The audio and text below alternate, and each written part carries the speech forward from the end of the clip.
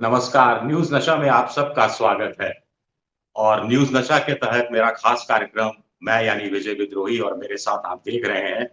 विजय factor आप मेरे से जुड़ चुके हैं, इसके लिए आप सबका बहुत-बहुत तहे दिल से शुक्रिया। आज हम बात करेंगे कि अचानक छोटे दलों की पूछ बहुत बढ़ गई है। बेंगलुरु में अभी विपक्षी दलों की बैठक शुरू हो चुकी है, जिसमें दावा किया जा रहा है कि 26 दल बैठक में भाग ले रहे हैं। इसमें कांग्रेस जैसे राष्ट्रीय पार्टियां भी हैं, आम आदमी पार्टी भी राष्ट्रीय पार्टी है, फिर क्षेत्रीय पार्टियां हैं, जो अपने-अपने सूबे की सबसे प्रमुख पार्टी है और सबसे राज्य करने वाली पार्टियां हैं। उसके अलावा छोटी पार्टियां हैं, बहुत सी छोटी पार्टियां हैं। उधर इसकी तोड़ में एनडीए भी अपना विस्तार कर रहा है, उसमें भी बीजेपी जैसी बड़ी पार्टी है, राष्ट्रीय पार्टी है, उसके अलावा छोटी पार्टियाँ हैं, फिर छोटी हैं, फिर बहुत छोटी पार्टियाँ हैं। तो छोटी पार्टियों की पूछ बढ़ गई है। तो छोटी पार्टियों की पूछ क्यों बढ़ गई है? छोटी पार्टियों का 2024 के लोकसभा चुनाव के संदर्भ में क्या महत्व है? भाई छोटा चुनाव हो, म्युनिसिपैलिटी का चुनाव हो, नगर पालिका, नगर निगम का चुनाव हो, पंचायत का चुनाव हो, पंचायत समिति का चुनाव हो या एमएलए का चुनाव हो, विधानसभा का चुनाव हो, छोटी पार्टियों का असर होता है। लेकिन लोकसभा सीट में जहां पर मोटे तौर पर 16 लाख, 17 लाख की एक लोकसभा सीट होती है, उसमें छोटी पार्टी की क्या बिसात और इतनी क्यों पूछ हो रही है? कुल मिलाकर अगर यूपीए का दावा करें तो उनके साथ 26 पार्टियां हैं। और बीजेपी का दावा करें तो उन्होंने 25-26 पार्टियां बुलाई हैं, तो कुल 51 पार्टियां हैं। शायद आपको भी भूल गए होंगे कि देश में 51 ऐसी पार्टियां भी हैं। इसके अलावा बीजेडी, जगनमोहन रेड्डी, केसीआर ये अलग पार्टियां हैं जिनको बुलाया नहीं गया है। एक शेर है दाग साहब का दाग इतराए फिरते हैं आज, शायद उनकी आबरू होने लगी। तो आबरू होने लगी है छोटी पार्टियों की। ओम प्रकाश राजभर की आबरू हुई है, फोटो-वोटो खिंची है, दारा सिंह चौहान की आबरू हुई है, फोटो-वोटो खिंची है, खुद अमित शाह के साथ फोटो आ रही है, चिराग पासवान की पार्टी, चिराग पासवान की तस्वीरें आ रही हैं, उपेंद्र कुशवाहा, उससे पहले जीतन राम मांझी, जिनको एनडीए, बीजेपी आलाकमान टके के भाव नहीं पूछ रहा था। अब ससम्मान उनके सर पर पगड़ी रखी जा रही है, कि जैसे 2024 में नैया पार कराने की ज़िम्मेदारी आप लोगों की है। तो छोटी पार्टियों का असर कितना होता है? कुछ लोग कह रहे हैं कि छोटी पार्टियां मतलब एक जाति विशेष की पार्टी। कौन सी जाति विशेष की पार्टी? जो महापिछड़ी पार्टी है। ओबीसी में भी मोस्ट बैकवर्ड है, एमबीसी है। और इसी तरह महादलित, दलित नहीं महादलित वाली जाति। ऐसी जातियों वालों ने लोगों ने अपनी पार्टियां बना ली जिनको उन जाति के प्रभुत्व वाली जातियां आगे बढ़ने ही नहीं दे रही थी, दबा के रख रही थी। उनका रसूख था, उनका प्रभाव था, उनकी हनक थी, उनकी आबरू थी और छोटी पार्टियां हाशिए पर थी। तो कांशीराम कहा करते थे कि अगर आपको अपनी उपस्थिति दर्ज करानी है किसी जाति विशेष को, तो उस जाति विशेष को चाहिए कि अपनी पार्टी बना लें। अगर आप पार्टी बना लेंगे तो बड़े-बड़े राजनीतिक दल आपको पूछने लग जाएँगे और यही पूछ हो रही। अब आप कहेंगे कि चलिए विपक्ष तो पूछ रहा है छोटी पार्टियों को, उसकी मजबूरी है, सत्ता में आना है, इकट्ठा करना है, जुगाड़ करना है, 1 और 1 11 होते हैं, वो सब करना है। लेकिन एनडीए को, मोदी जी को, अमित शाह जी को क्या ज़रूरत पड़ गई जो अपने बल पर 303 सीटें ले आए थे और हाल तक कह रहे थे कि इस बार 400 लाएँगे। राजीव गांधी का रिकॉर्ड 1984 का 404, 405 सीटों का तोड़ देंगे। तो फिर ये क्यों स्थिति बन अपने आप में बड़ा सवाल है, गंभीर सवाल है। अब ओम प्रकाश राजभर, लोकसभा चुनाव में 1% वोट मिला था, एक भी लोकसभा सीट नहीं मिली थी, फिर भी इतनी आवभगत हो रही है। योगी आदित्यनाथ से उनकी बनती नहीं है, योगी जी को नाराज़ करके भी राजनीतिक जोखिम उठा रहे हैं अमित शाह, क्यों? क्योंकि ओम प्रकाश राजभर का कहना है कि राजभर कोई जाति होती है, ये तो हमने बताया। और राजभरों की जाति की पार्टी बनाकर राजभरों को मान दिया और उनका इकसार वोट पिछले विधानसभा चुनाव में अखिलेश यादव की झोली में डाला। खुद के 6 विधायक भी चुनकर आए और अब वो बीजेपी में जा रहे हैं, चले गए हैं। कहना है कि पूर्वांचल में 15 लोकसभा सीटों पर वो असर रखते हैं।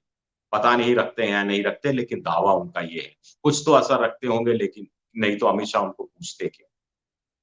ससैया के दोहरे जो नावक के तीर, देखन में छोटे लगे, घाव करे गंभीर।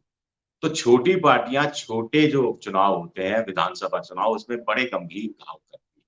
तीन तरह से छोटी पार्टियां प्रभाव डालती हैं। एक, खुद के वोट बैंक का विस्तार करती है। उससे ज्यादा जिस मूल पार्टी के साथ जाकर मिलती हैं या समर्थन करती है बड़ी पार्टी के, उसके वोट बैंक में बहुत बड़ा विस्तार करती है, उसके कैचमेंट एरिया को बढ़ा देती है। और तीन, जो आपके प्रतियोगी हैं, जो आपके सियासी दुश्मन हैं, उनके वोट बैंक में सेंध लगा देती है। वो अतिरिक्त वोट उनके पास चला जाता, जो अब नहीं जाता सियासी दुश्मन के पास। स्वाभाविक तौर पर सियासी दुश्मन को इसका राजनीतिक नुकसान। लेकिन लोकसभा में भी असर होगा क्या? महाराष्ट्र की बात करें, प्रकाश अंबेडकर की पार्टी है, छोटी पार्टी है, जिसने उद्धव ठाकरे की पार्टी के साथ गठबंधन किया है। पार्टी का नाम है बहुजन वंचित पार्टी, वंचित अघाड़ी महाराष्ट्र में, मराठी भाषा में बहुजन वंचित अघाड़ी।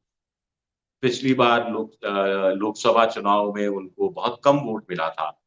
एक भी लोकसभा सीट नहीं मिली थी और करीब 6% वोट मिला था। लेकिन इसी छोटी पार्टी ने ओवैसी की छोटी पार्टी के साथ औरंगाबाद में समझौता किया था और औरंगाबाद की लोकसभा सीट ओवैसी की झोली में डाल दी।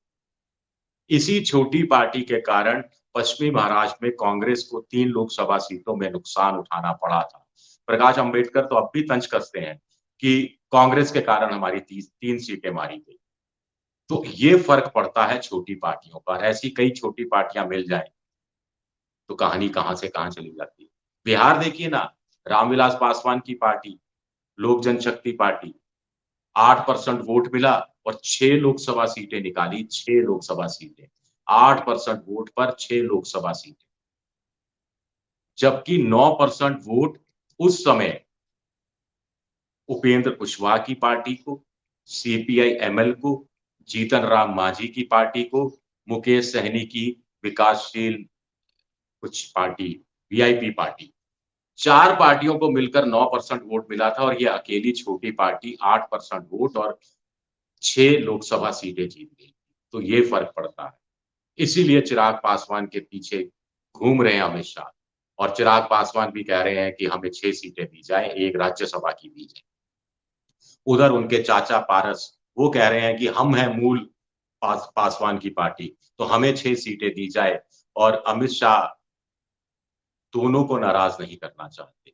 दोनों के सामने प्रस्ताव रखा गया है कि हम में शामिल हो जाइए। हम मतलब बीजेपी में शामिल हो जाए, मर्जर कर दीजिए। लेकिन पासवान भी जानते हैं, चिराग पासवान, पार्टी में मर्जर हुए तो खत्म हो जाएंगे। बाहर रहे, अपना स्वतंत्र वजूद बनाए रखा, तो बार्गेनिंग भी करते रहेंगे, राजनीतिक दबाव भी बनाते रहेंगे और अपनी जाति विशेष के जरिए अपनी पार्टी का, अपने संगठन का विस्तार भी करते रहेंगे। तो कुल मिलाकर ये ताकत है छोटी पार्टियों की। झारखंड का ही एग्जाम्पल ले लेते हैं। झारखंड में एक पार्टी है एजीएसयू। पूरा नाम मैं आपको बता देता हूं कि झारखंड की पार्टी का ऑल झारखंड स्टूडेंट यूनियन, एजीएसयू। इसको 4.3% वोट मिला था और 1 लोकसभा सीट मिली थी।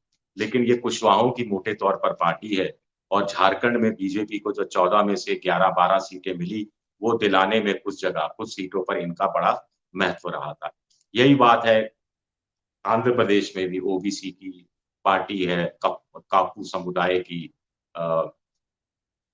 कल्याण साहब है, पूरा नाम मैं भूल गया, मैं आपको नाम पर पढ़ के सुनाता हूँ, मैंने लिखा है कहीं पे नाम उनका। उनकी पार्टी भी इसी तरह से अपना असर दिखा रही है और उसके साथ भी बीजेपी समझौता कर रही है। पवन कल्याण, तो उनकी भी एसएस शिप पार्टी है जिसके साथ समझौता किया जा रहा है। और ये सब क्यों हो रहा है? ये सब इसलिए भी हो रहा है क्योंकि अब देखिए, 2024 का जो लोकसभा चुनाव है, वो दलितों, महादलित और महापिछड़े, ये बड़ी धुरी बनने वाले हैं। खासतौर से ओबीसी की राजनीति को तो बीजेपी के क्या जो विपक्षी पार्टियां हैं, उन्होंने बड़ी हवा दी है। आपको ध्यान होगा कि बेंगलुरु के पास एक चुनावी सभा में कर्नाटक में राहुल गांधी ने कहा भी दिया था कि जिसकी जितनी हिस्सेदारी उतनी उसकी भागीदारी होनी चाहिए। ओबीसी जातीय जनगणना होनी चाहिए, उसके आधार पर ओबीसी को कितना आरक्षण दिया जाए नए सिरे से निर्धारित किया जाना चाहिए। नीतीश कुमार ने तो सर्वेक्षण कराना शुरू भी कर दिया था, जिस पर पटना हाईकोर्ट ने फिलहाल रोक लगा रखी है। तो इसलिए भी एक ऑरा भी बढ़ाना है, एक छवि भी बनानी है। छोटी पार्टियों को आप साथ लेंगे तो आप इंडिया भर में महादलितों, पिछड़ों, पसमंदा मुसलमानों से कह सकेंगे कि देखिए, हम आपके साथ हैं, दिल से आपके साथ हैं, आपकी तरक्की, आपका उत्थान चाहते हैं। इसीलिए हमने आपकी पार्टी को अपने गठबंधन का हिस्सा बनाया है और लोकसभा का टिकट भी देंगे। और इनके चुनाव प्रचार में खुद बड़े नेता भी हमारे आएंगे। इस साइड से प्रधानमंत्री, उस साइड से राहुल गांधी, नीतीश कुमार वगैरह वगैरह वगैरह। तो छोटी पार्टियां वोट भी दिलाने का काम करती हैं और इसके अलावा छवि को चमकाने का काम भी करती है। ये भारत की राजनीति में हम कह सकते हैं कि कुछ लोग पहले कह रहे थे गठबंधन की राजनीति का दौर खत्म हो गया, बीजेपी के लोग बड़े दावा कर रहे थे, लेकिन अब एनडीए प्लस की जैसे बात हो रही है तो बीजेपी को भी लग रहा है कि गठबंधन का दौर 2024 में शुरू होगा। अकेले अपने दम पर पार पाना मुश्किल है, लगभग असंभव जैसा है, और इसलिए भी बीजेपी शायद इस रूप में घबराई हुई है और इस पर तंज भी कस रही है विपक्षी पार्टियां। मुझे लगता है कि विपक्षी पार्टियों को तंज कसने में इतना टाइम वेस्ट नहीं करना चाहिए, जितना विपक्ष के गठबंधन को मजबूत करने का, उसका नया नाम सोचने का, संयोजक कौन होगा, नाम क्या होगा, नीतियां क्या रहेंगी, और आपस में कॉमन मुद्दे कौन से होंगे, जो विवादास्पद मुद्दे हैं, जैसे कुछ लोग धारा 370 हटाने के पक्ष में हैं, कुछ लोग अभी जैसा चल रहा है उसी के पक्ष में हैं, कुछ लोग यूसीसी हटाने के पक्ष में हैं, कुछ लोग जैसा चल रहा है वही चलाने के पक्ष में हैं। हिंदुत्व को लेकर कुछ लोगों की अलग धारणा है, वीर सावरकर को लेकर कुछ लोगों की अलग धारणा है, कुछ लोगों की अलग धारणा है।